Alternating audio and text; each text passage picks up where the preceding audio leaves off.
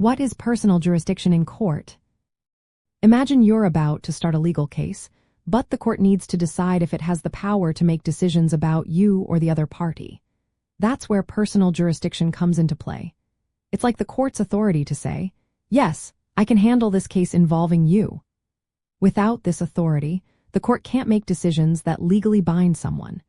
It's a key part of the legal system because it makes sure only the right courts decide cases involving specific people or parties. Personal jurisdiction is different from subject matter jurisdiction, which is about the type of case a court can hear.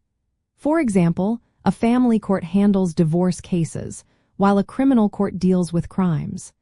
Both types of jurisdiction need to be present for a court to hear a case properly. The main basis for personal jurisdiction is where the person lives or is physically present. If someone lives in the state where the court is, the court automatically has authority over them. But if they live elsewhere, the court can still have jurisdiction if that person has enough contact with the state. This means they have done things like doing business there, owning property, or committing an act that caused harm within the state. The idea behind this is called the minimum contacts standard.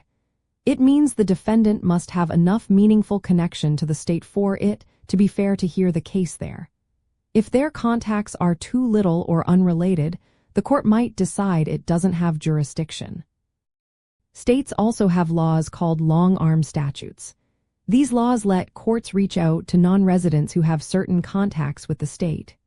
For example, if someone signs a contract or commits a tort in the state, the court can use these laws to claim jurisdiction over them. For a court to exercise personal jurisdiction, the defendant must be properly notified about the case, usually through service of process. This means they get official papers delivered to them within the state.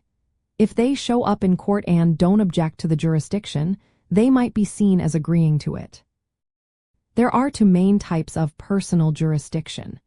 General jurisdiction means the court can hear any case involving that person, often because they have a permanent home or business there. Specific jurisdiction is limited to cases related to the person's activities in the state, like a lawsuit about a business deal they made there. Personal jurisdiction respects fairness and the sovereignty of states. It prevents someone from being sued in a distant or unrelated place where they have no real connection. It's a fundamental rule that keeps the legal process fair for everyone involved. In court, this issue often comes up early. Parties might file a motion to dismiss if they believe the court lacks authority over them. The judge then carefully looks at the contacts and connections to decide if the court can proceed. If the court finds it lacks personal jurisdiction, the case can be dismissed.